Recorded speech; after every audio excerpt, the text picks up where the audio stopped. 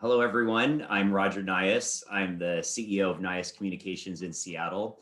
I'm a 1990 Murrow grad, and I credit my career success to the wonderful communications and journalism education in Pullman. I especially attribute my writing skills to the terrifying and now retired Roberta Kelly. So I want to thank Roberta for her fantastic education that I received.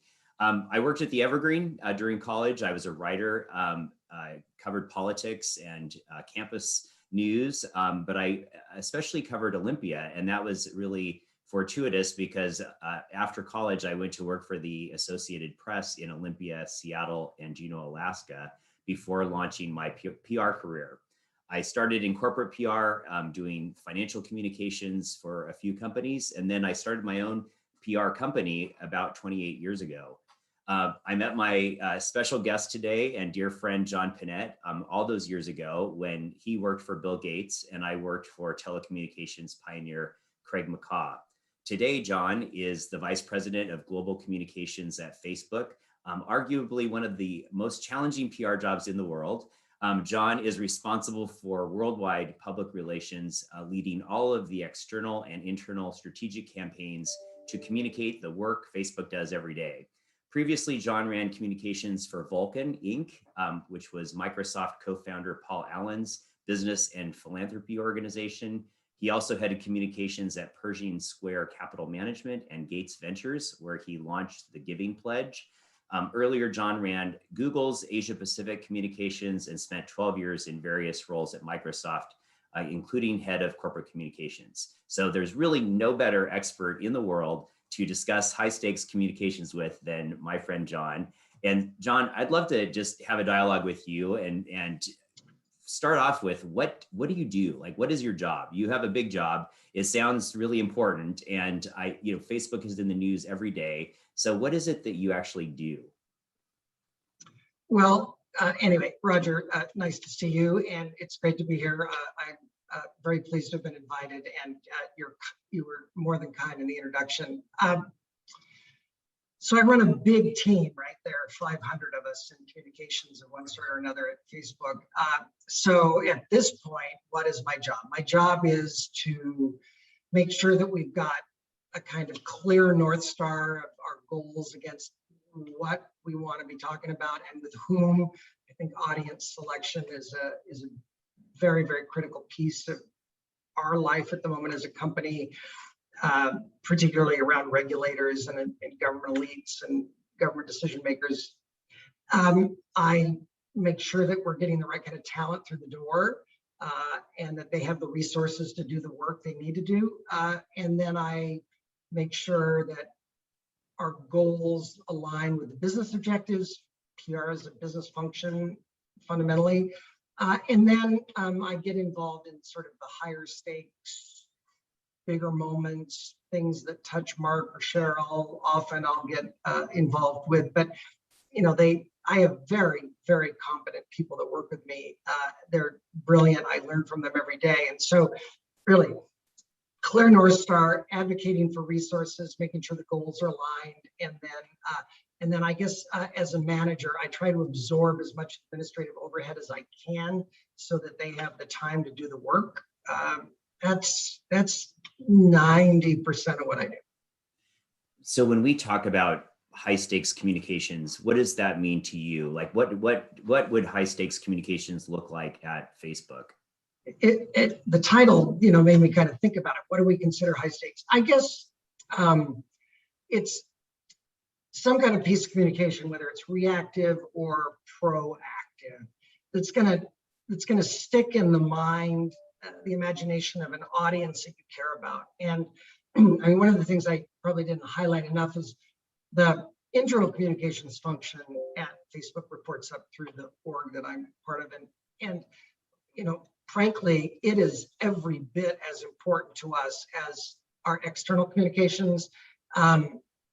And so high stakes communications are something that's going to really have an impact on either our employees, again, these core audiences that we care about. One of the things that Facebook cares an enormous amount is about recruiting. We are we've hired, in fact, I just saw the other day, 14% of the company has never stepped foot on a campus. That, we've hired 14% of the workforce during lockdown, and our ability to continue to recruit, particularly in the technical fields around engineering and CS, is the gating factor about whether or not we can get after our business goals. We're a fortunate company and we have a lot of cash in the bank, but when you listen to people in the businesses talking about trade-offs, the resource that is in the shortest supply for certain is engineering talent. And so one of the things that I have to keep front of mind for me is, how is this story going to impact people who are thinking about coming to the company to work?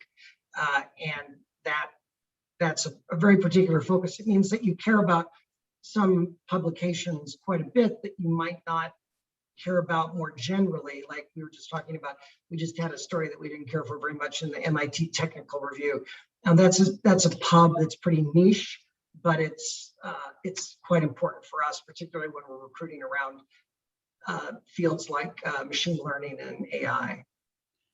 One of the things, John, you shared with me is that often your best people are working on internal communications. And when I first started in PR, internal was kind of the stepchild of the external people, because that was where all the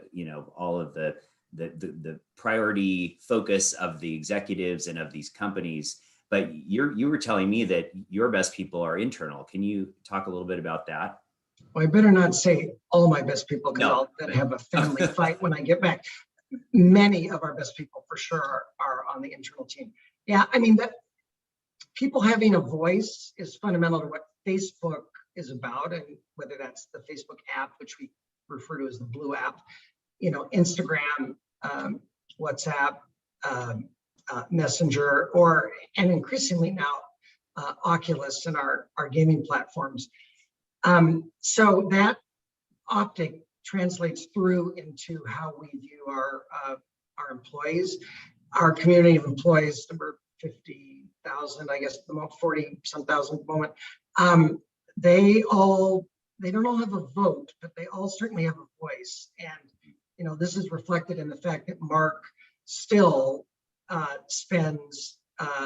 does Q&A, open Q&A with the employee base, generally 2 or 3 times a month still. And in fact, in lockdown, in some ways, it's been far more important than it even was when it was being held physically and being streamed out to other locations. And then you could watch it on replay or from your desk. But interestingly, the numbers of people who have been consuming Q&A with Mark have essentially tripled since we've all been working from home. It's been a way for people to feel connected to the business and to one another. But it's a very, very candid, outspoken and articulate group of people, particularly given the number of engineers that we've got.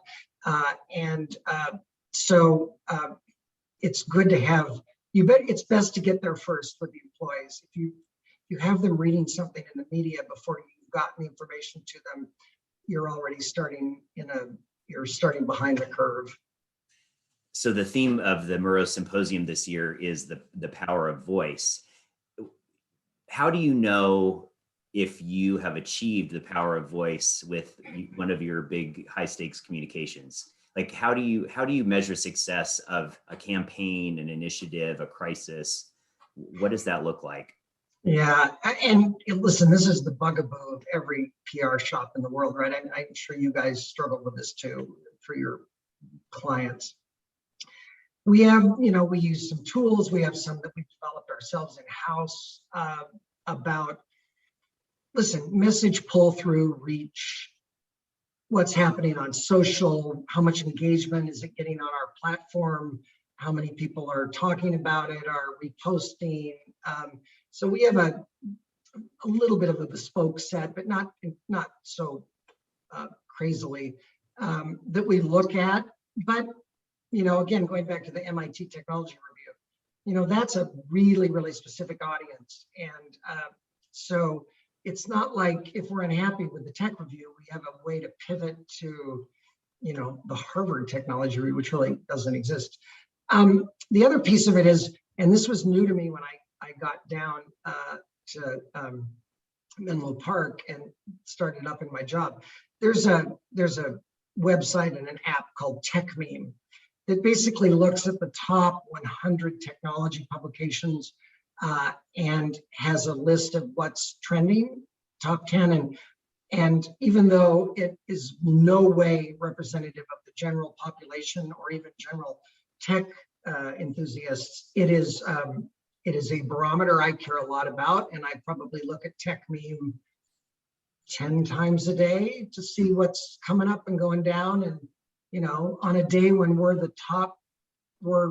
of the top 5 stories, that's generally not a good day for me, because usually it's more controversy than storytelling. But yeah, so that, for example, is if we're breaking through there, or we're getting our side of the story out in a way that we think is effective, that's another barometer for me. So again, it all goes down to which audiences you care about and how you segment them. But you know, there's some stories that we care a lot about that are going to be just general population, that are going to touch our community of users, and they need to feel safe, secure, and supported on Facebook or Instagram or any of our apps. And then there's some things about, you know, Mark was in front of Congress last week testifying, among other things, on Section 230. That was what the hearing was supposed to be about. It represented about 50% of the actual content. But, you know, we're talking about reforms to Section 230. This is a super elite audience, but it's a hugely important audience for us. And so we would gauge that not so much on it would be reach, but within that sort of thinner band. And as you might guess, we get a lot of signal from the platform, and that allows us to keep track of how things are trending in a very kind of real-time sort of way. John, with such a high-profile company, you know, and so much incoming, you know, you're high profile, often criticized. Like, how much is your daily work of your team, you know, proactive, pushing messages out versus reactive? And what would you like it to be? So what is it today, and then where would you like it to be? The reactive, I'd like to be, you know, essentially zero at this point. Except, listen, the only thing worse than people talking about you, I suppose, is people not talking about you. So we have, I guess, an embarrassment of riches here. So the way the team is organized is we have a set of communications teams that work on product and business related stories, and the mix is probably 70-30, 70 proactive, 60 proactive, 40 reactive. And then we have a group of strategic response team, which is rapid response, public policy,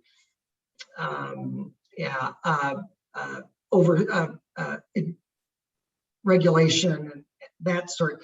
They represent numerically probably a fifth of the external comms people worldwide. And so because there's just so much incoming, we just need to have a rapid response team, because, you know, we're in it, you know, pretty much every day. But where if we're just reactive, there's just so little ability to control the narrative at that point that we really want to get our own stories out. This is where, you know, I'm kind of a experienced fellow at this point in the terms of media relations and communications, and I am probably radically now shifted over the last 10 years to a view that content is king, and that content first strategy is really where our company needs to be. Facebook has a little bit of a conservative view about how communications is scoped at the company. We own some of the blogs, but not all of them, some of the Facebook pages, some country pages, some topic and business pages, but not all of them. They sometimes belong to marketing instead. But I think over time, as there are fewer and fewer publications and many of the ones that are left are going to benefit more by churn and controversy than not, are having a narrative that we advance ourselves at the same time that we're being responsible about the way we talk in the media is really going to, I think it's the future of communications more broadly. It's certainly where we're trending as a company. John, do you feel, so you get a bad, like the story you mentioned, a bad story, does it affect your business? I mean, does it matter? Like, I mean, of course it matters because people read it and people care about it, but does it really impact your business? I mean, why do you invest so much in the media side when it is changing to more content driven? What's your take on, do the executives care a lot? Do the shareholders care a lot? Who cares about bad media? Yeah, I'm on tech meme 10 times a day, not because I want to be there so much as the fact that all of my leadership is there too. So part of the art of this job, I suppose, is managing up as well as managing sideways and down. Yeah, it does. And I'll tell you why. Just fundamentally, our proactive stuff is aimed at people we want to recruit, people who use our products and want to feel good about using them. Obviously we make our money in advertising, and we have an entire body of people dedicated to communicating to advertisers. There are 200 million businesses around the world that use Facebook for marketing services. 190 million of those use them for free. Facebook pages, profiles, whatever. 10 million advertisers worldwide about. So that audience obviously clearly matters, but most of the time we're dealing with elites. So they're the people that sort of hold the regulatory and the governmental decision making around what's going to be allowed or not allowed on a social media platform. Also, their taste, their opinion makers, and we care about them. A rising group of people for us, for certain, and we got there first with Instagram, but we're seeing it more and more on the Blue app as well, is creators and influencers. So over at Instagram, we have a sort of a bifurcated approach to how we communicate news. We are frequently making news via our influencers and creator community rather than the traditional media outlets, and then they tend to be a fast follow. So that community on Insta matters immensely to us if we wanted to continue to be relevant. But I think Facebook itself, as well as it's evolving. For example, we have a service on Facebook called Watch, which is essentially short form, not TikTok short, but short form video. 20, 30 minutes probably is the longest. And that's a network on a good week of 300 million viewers. So I run, a communications team that has not control per se, but is interacting with this network. And how do we make sure that those creators up there are getting what they need? We've had some scripted shows that we're evolving away from, but we have a number of talk format shows that are quite popular. Most and top of the heap there would probably be Jada Pinkett Smith, who has a show called Red Table Talk. Although I haven't had Mark on Red Table Talk yet, which is a great frustration to me and people who run Red Table Talk. So I'm working on that. Maybe as a result of today, this will be. I'll screw up my courage and finally talk him into it. Yeah, I hope exactly. So John, I've known you most of my PR career, and we've seen a lot of trends and changes in the industry. What you touched on one, which was this shift to more company-owned content. What other trends have you seen? I mean, you've managed teams all around the world. What are you seeing now that would be useful to the students watching today?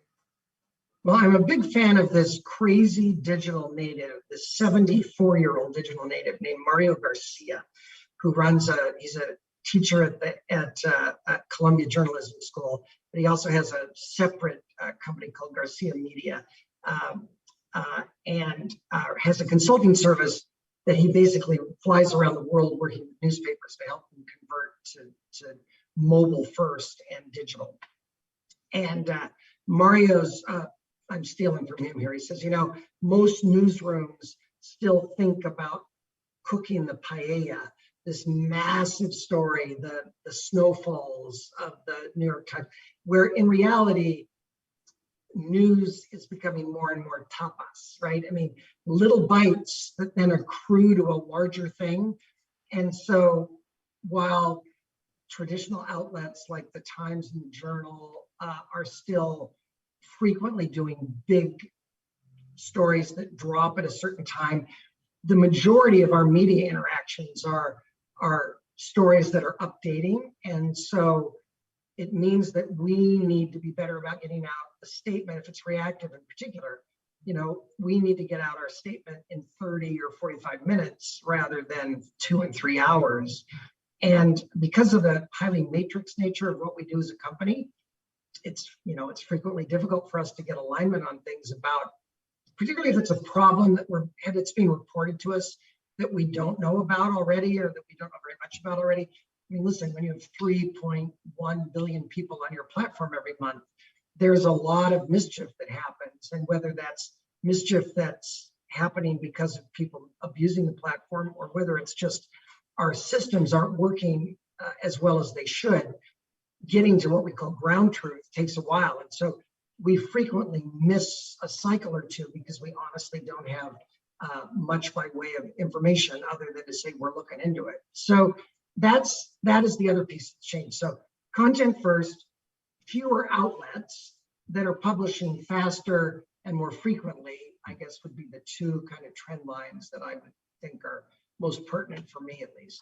Do you think that means more PR people in the world as a result?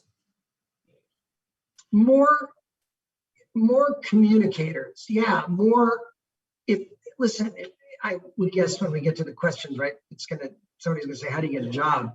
And let me tell you, invoking this professor of yours who is a terror about writing, the need for clear, humane, topical, and concise writing has never been more obvious to me, at least.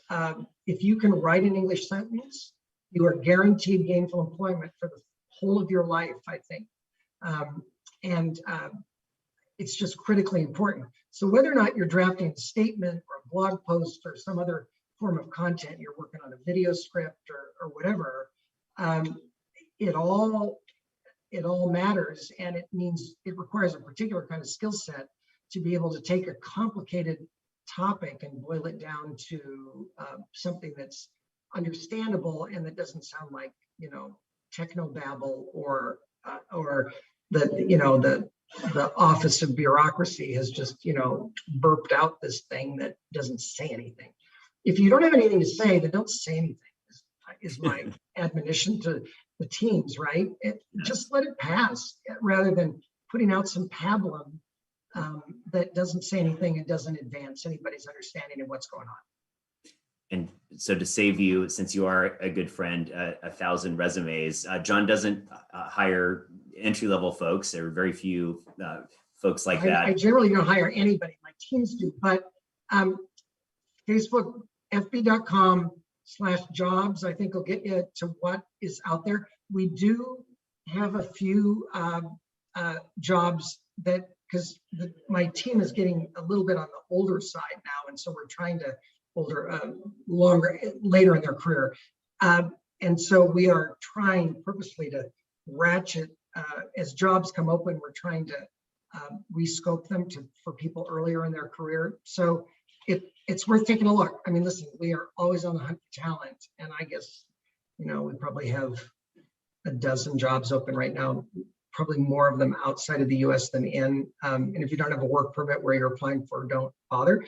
So, but if you can write, you will be employed, I promise. Well, and talk about that. I mean, so when you look at those 12 positions around the world, there are probably some common themes of the hiring manager, what the hiring manager is going to be looking for.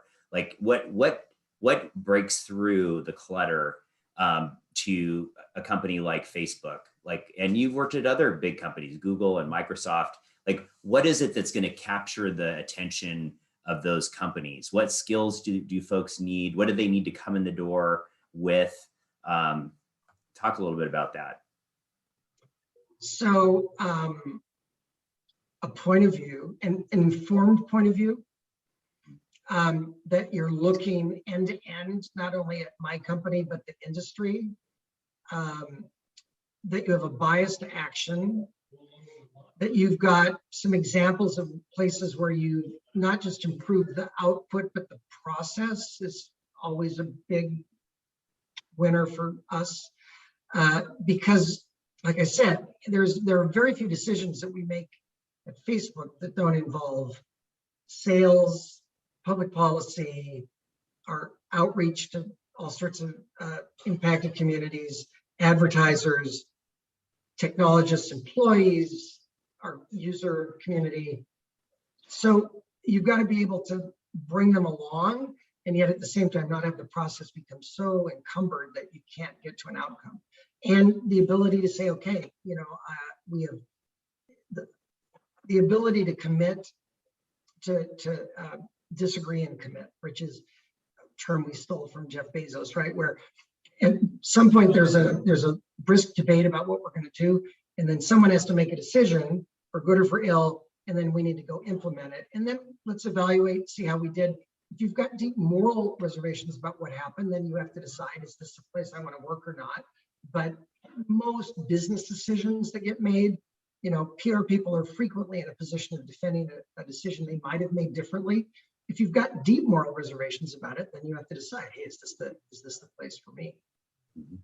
What do you think about that? You deal with this every day. What do you look for? Writing is number one. If you can't write, we make everyone take a writing test. I know that's it.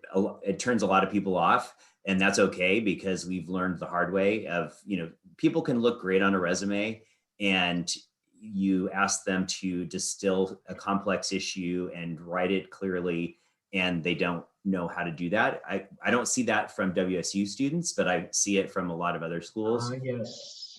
That was a little plug for WSU. Shameless plug. If it makes all of you out there feel any better, I wrote something for my job at Facebook. Yeah, I mean, even if you're not, trust me, even if you're not publishing external, the saliency of your arguments in email or chat or text about getting people from A to B is it's just critical to your success in any large organization, and in particularly in a communications organization. If you can't argue the point logically and explain yourself concisely, you're not going to get very far. Totally agree. And know what you want. Know the type of job you really are interested in. Even if that's not the job you ultimately get, I think walking in and saying, I'm really interested in this specific type of role, and here's why, that says something about you, that you know, it's not, oh, I'm looking for any job, I'll take any job. That's not that interesting, I think, to many hiring managers. I'd like to encourage folks who are watching to pop questions into the chat feature, and we'll get to those momentarily. As I'm going to ask John about your kind of highlights, you know, career highlights, not just at Facebook, but, you know, talk about one or two high profile campaigns, initiatives, issues that you managed that turned out really well and that you were most proud of. Okay, a few. When I worked at the hedge fund in New York, we did an IPO for a fund that was listed in the Amsterdam Stock Exchange, and that the whole process of taking a company public was super interesting. I really only dealt with sort of the fringes of financial communication before I took that job, and that was great. It was a great experience, and complicated and hard to do, and that made it all the more interesting. as you mentioned, we launched the Giving Pledge out of Bill Gates' private office with Warren Buffett, and that was a blast. And in fact, ending up at the hedge fund was in part because I'd met Bill and Karen Ackman, who were signatories of the Giving Pledge through that work. And it had a lot of blowback that we had anticipated some, but not all. And so anyway, I've done a bunch of projects with Warren Buffett and Bill as it happens over my time at both Microsoft and in the private office. And those have always been supremely interesting and fun, in no small part because Warren Buffett is the person you see in public is exactly the person that you see in private. He's a remarkable human being and just smart as a whip, and has very strong opinions about PR. And so going up against him to argue for one approach versus another is challenging and perhaps even futile. But I don't know that I've ever changed his mind. But more often than not, he's been right. Explain to me what the Giving Pledge is. I think Giving Pledge was a project of Bill and Melinda Gates and Warren Buffett initially, which basically asked people whose worth was north of $1 billion to agree that they would give the majority of their wealth away either in their lifetime or at their death. And the first class was about 28 people, families. And I think the number now is up in north of 200 maybe around the world. And it's more than just that. And it's not a contract, it's kind of a moral contract. It was really about encouraging people who might have put off the philanthropy stuff until later in their lives to start doing it earlier. That it's a great project and gave rise to all sorts of tremendous new initiatives and people starting their philanthropy earlier. So that was a blast. Wasn't Jeff Bezos' ex-wife? She just announced her engagement on the Giving Pledge website, wasn't it? Right. I mean, she was a signatory. I actually don't think Jeff is. Yeah, she did. I think in part because the signatories are encouraged to post a letter about here's why I did this, and it's often signed by both spouses, and so I think that was the sort of the tip off to this thing. That's awesome. So I'm going to jump into some questions from the students here momentarily. I wanted to ask, so tell us about one big high stakes communications issue that didn't turn out so well. And what did you learn from that? Well, this predates me a little bit at Facebook, but trust me, it's a constant for us. Well, I'll tell you one. Social Dilemma, which was a film that Netflix produced and promoted last year about the evils of algorithmic control over people. Now, understand the great irony that Netflix are the people who are doing this because they are the people who perfected the entice you to now look at the next thing, the next episode, the next a movie or a show that's like the one you just finished, all of which is driven by their AI engine, which I think is, if my viewing habits are any indicator, quite nuanced and successful. We didn't do nearly enough for listen, the Social Dilemma says any number of things that are just not true. It has this very cool room at Facebook where we're running the AI, and I wish it existed. It looked very Star Trek-y, right? It just doesn't, and it misconstrues how our AI engines and our algorithms work around engagement, and basically makes a statement about us that I think has become almost gospel, right? Which is that our business benefits from polarization and outrage because it keeps people engaged with the platform more, and it just doesn't. Our advertisers don't like it, and it turns out our users don't like it. There's some people who engage with controversial content who like the content, right? It's not that they're being outraged by the content. So if you're a MSNBC viewer, or if you're a Fox News viewer, there's a certain version of outrage journalism that you actually engage with quite a bit. And because there are more left, center left outlets than there are right, center right, in my view, like we find on the Blue app that people engage with content from Fox News more on our platform than perhaps any other single news source. If you aggregate them together, it gets to be a little bit more of an even split. And anyway, Social Dilemma basically laid all of this out, right? That essentially that we don't care about democracy, we don't care about society. We basically only care about growth and engagement. And it's not true. I mean, we care about people leaving the platform for sure. And in part, that's because it's an indicator of how the platform is behaving for them. But at the same time, no one will believe me, but I've never been in a super high stakes discussion at the company around a business choice where engagement or sets of eyeballs, or honestly, even very, very rarely, even money is the decision maker. It is what's best for the community, because we have, I think, an enlightened self-interest here that says if we treat people well on the platforms, then they're going to continue to come, and we're going to be a great advertising platform for small businesses and big. Well, that's, I think, a great lead into a controversial question, which is, tell us about what the communications ramifications have been of kicking the former president off the platform. That happened in December, I think, following Twitter, but he's still off the platform. What is that?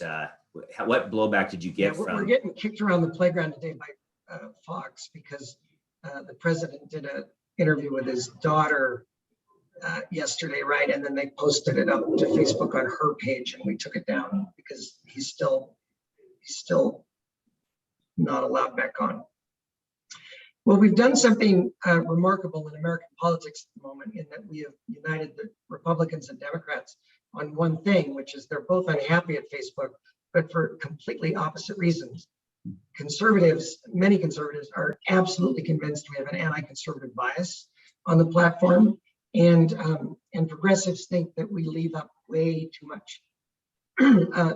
Ds think we leave up far too much information, misinformation, and hate speech, controversial speech, and a lot of that would revolve around, in recent months, things that the president and his supporters were posting. So there were two defining moments for us this in 2020, right? One was the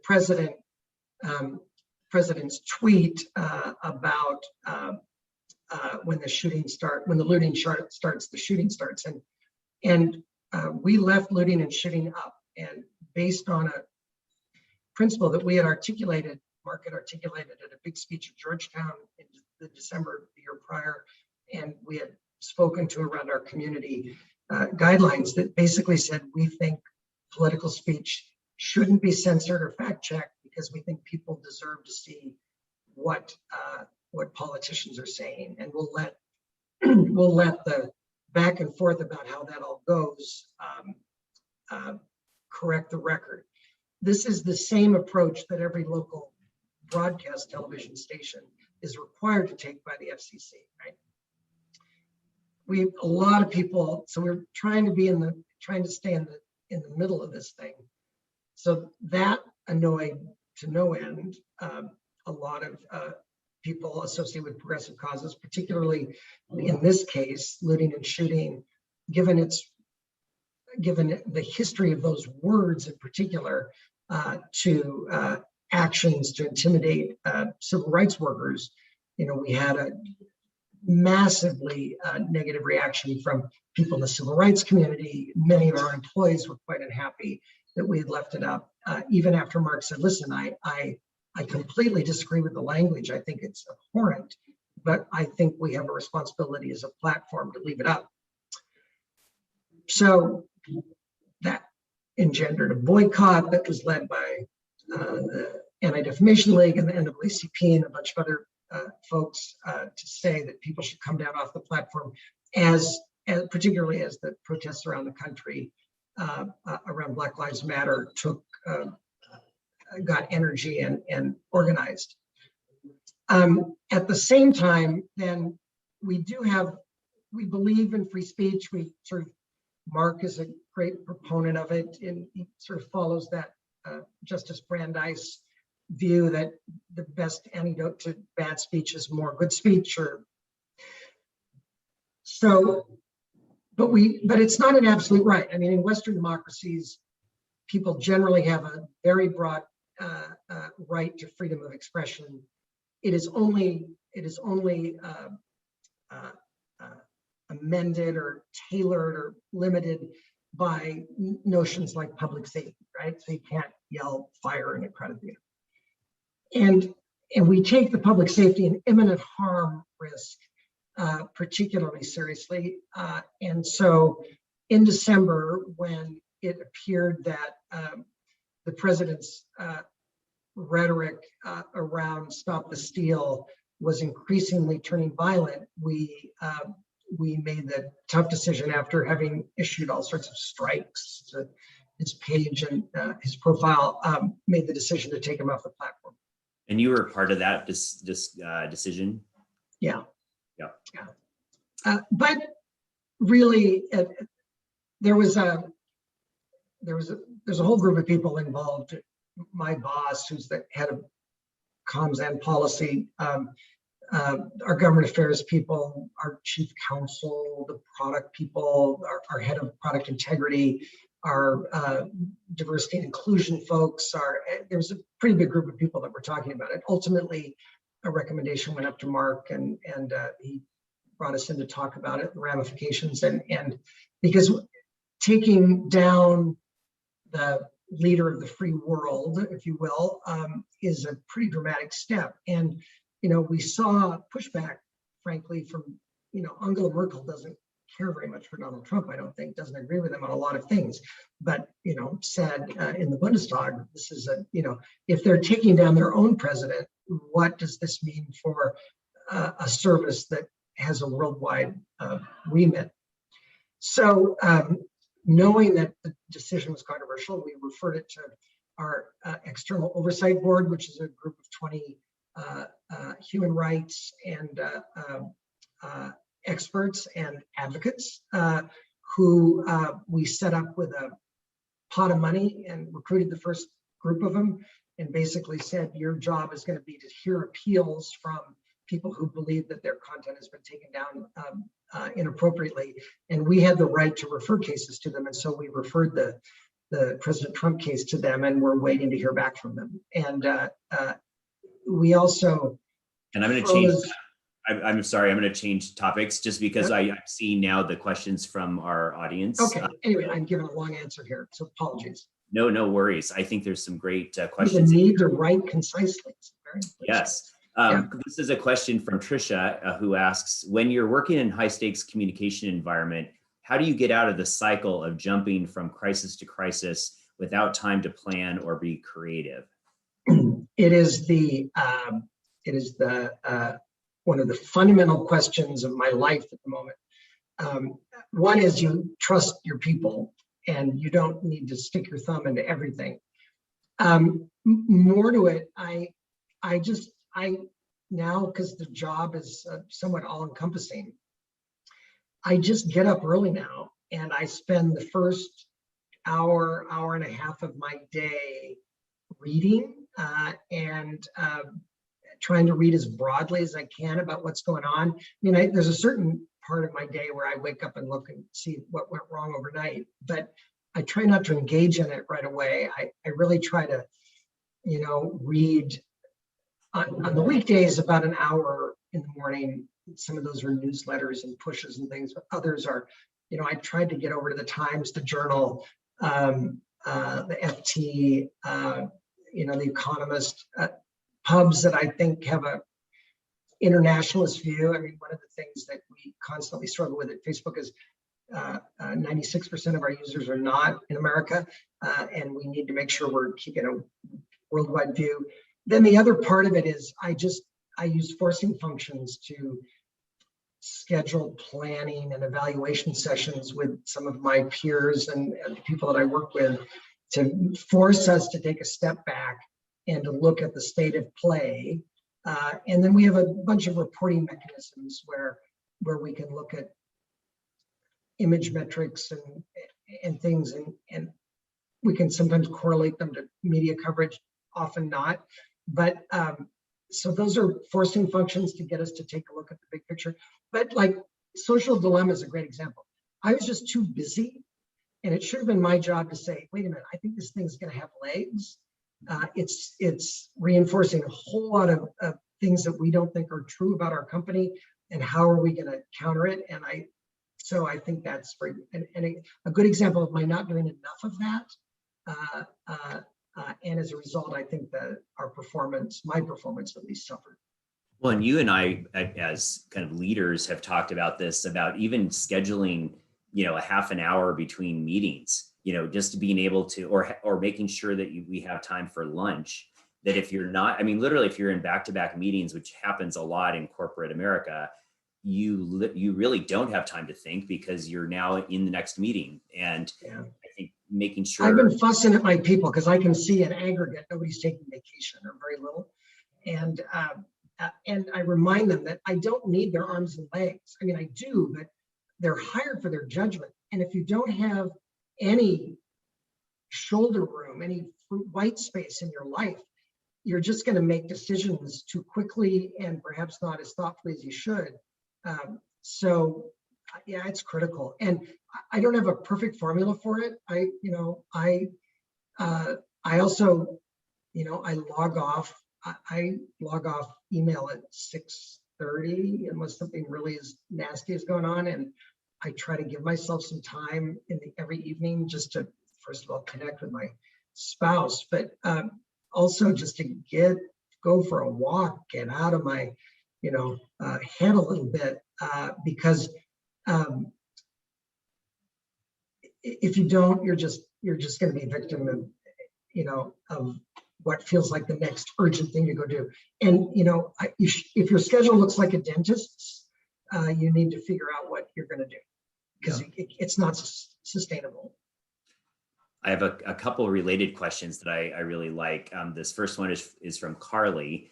She says, perhaps both of you might speak to the value of relationship development within your roles. While the technical skills you've discussed are critical in PR, I find knowing how to build authentic relationships internally and externally will make the job that much easier.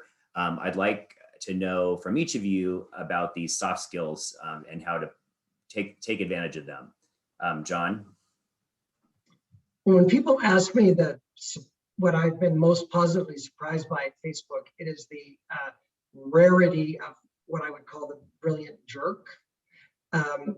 That people are pretty humane and respectful of one another at the company. So if you're a particularly great writer, you can get away for a time, right, or whatever technical skill you've got.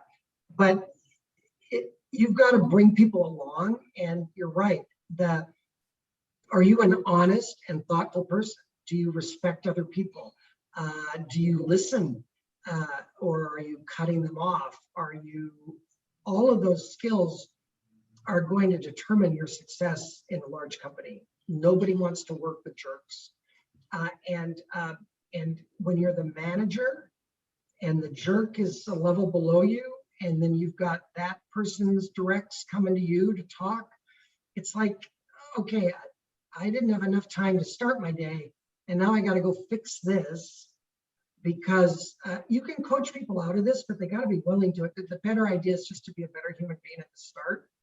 And the ability to listen and the ability to respectfully disagree with people, but to be candid and firm in what you believe, those are super important skills for me. Our team is, we got some high flyers, but they're human beings. And I would say that the relationship building is the reason we have John as our guest speaker today, because I built a relationship with him. We were co-workers 30 years ago, and we've become, best friends, and we've followed each other through all the iterations of our lives, and I think, being truthful and helpful to others, I think, will pay off. And being candid, if you have a concern, share it in the moment. Don't wait or let stew on it. I find that that's often a cause of a lot of grief, that someone has a concern but they don't share it right away. So speak up when you have a concern. I have the next question, which is a related question from Jacqueline.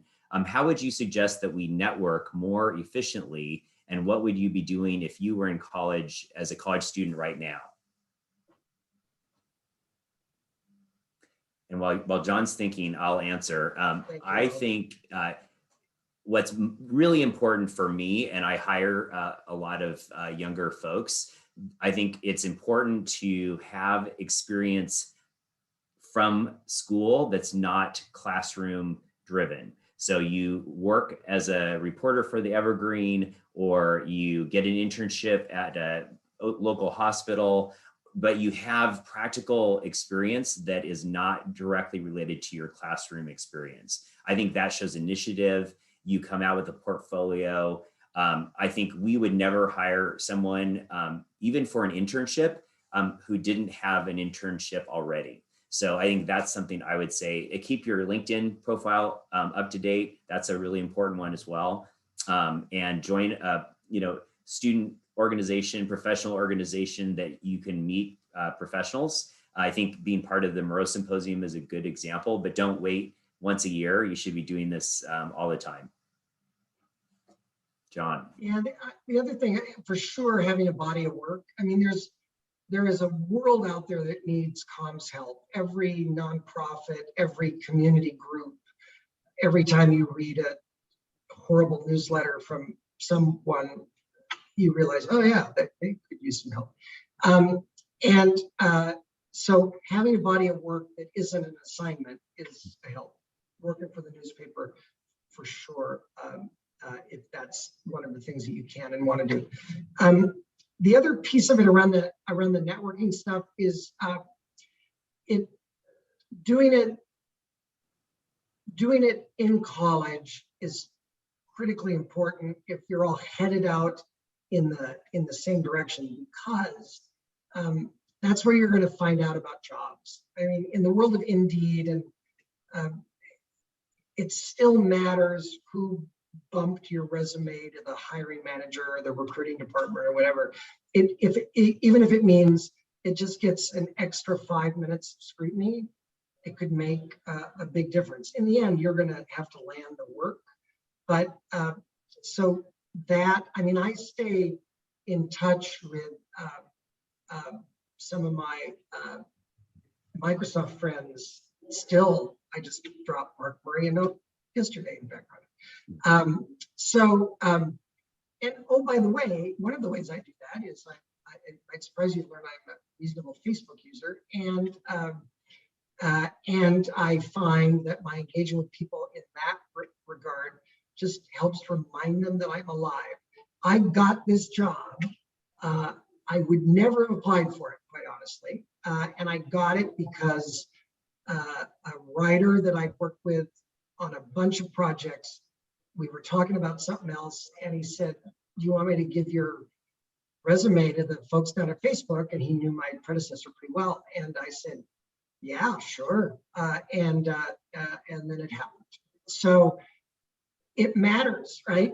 The networking does matter, but having a body of work, staying in touch with the people you're with now, and then you will organically. My problem, right, is that I probably get, oh yes, I get 20. When I first got this job, I got probably 20 requests a month for a cup of coffee, informational interview. I just don't have the time. I can't do it. I wish I did, because they're almost invariably quite interesting. So that's the kind of the if you're going to do it in a way where you have some kind of native in. I mean, LinkedIn became a kind of tyranny for me for about a year.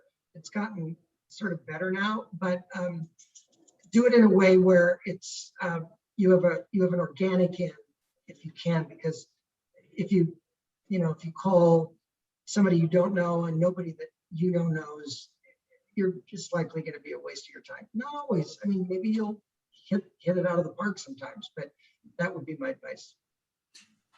Thank you, John. I have a couple final questions from our audience. A question from Bradley. Do you find financial communication more stressful than other work that you do? Or are there other parts of your job that you find particularly stressful? Actually, well, I happen to work for a company that's making a lot of money, so that probably explains why it's less stressful than maybe some other places. And because of the nature of what we do, actually, the pandemic has actually been good for Facebook's revenues because so many people had to shift to online sales. And we're very, very good at direct to consumer. We're probably the best vehicle in the world for that. And that became increasingly more important to a lot of advertisers. Yeah, I actually find it's pretty easy to guess what the financial analysts and the financial writers are going to care about. So in some ways, I find it less stressful because there are fewer unknowns. The stressful part of it, right, is it's highly regulated. The SEC has rules, and you got to make sure that material non-public information stays inside the zone.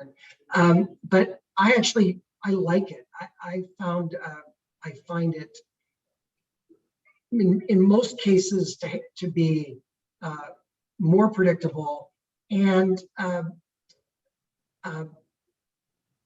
even though the writers have a point of view, they in the end have to report the facts. They have to report the revenue, and so at least what 50% of the story is going to be about. Are you ever surprised? I mean, you've seen it all. Sure. Okay. There's a guy at CNBC called Sal Rodriguez who writes on us a lot, and he frequently surprises me. He's fond of finding troubles where there may not be too much, but it's okay. He's good for the ecosystem because he keeps us on our toes. John, one of the final questions is, what are your thoughts on the newer social platforms such as Clubhouse or TikTok? Well, Clubhouse, as you saw, you may have seen yesterday that Spotify bought Locker Room, which is also another audio play. So it's not very often that new, as the head of our product work would call it, primitive platforms exist, right? Where it's a whole new avenue. Like if you'd asked people 4 years ago, was there going to be any innovation in video? They would have said, yeah, no. YouTube's it's got it, right? There's not going to be any. And then TikTok came along, and there were other short form video enhancement. And I mean, essentially, if the great insight of Instagram was, oh my God, everybody's got a camera on their phone now. The great insight of TikTok, right, was, oh my goodness, everybody's got a movie camera on their phone. Yeah. And if we keep these things to really short consumable length, they can become a platform for self-expression. So, we had users who were already doing short form video on our platforms. We now have a product called Reels, which many have characterized as a TikTok knockoff. We like to think of it as a refinement of our short form videos that already existed on the platform. But I think Clubhouse in particular is quite interesting. Locker Room, there's a Japanese and a Chinese version of Clubhouse that's been quite interesting. The thing that's been interesting about Clubhouse, honestly, for me, right, is that it started out as a Valley Bro, very male-dominated venture fund. You got a thing, and it's corrected quickly to be a much more interesting platform. The fact that you have to be invited is I guess, interesting, but I think it's going to do very well, and I need to stop talking. Thank you, John, for being a fantastic guest, and thanks to all the Cougs for inviting us. And we were happy to be your special guest today. So thanks for a wonderful Murrow Symposium.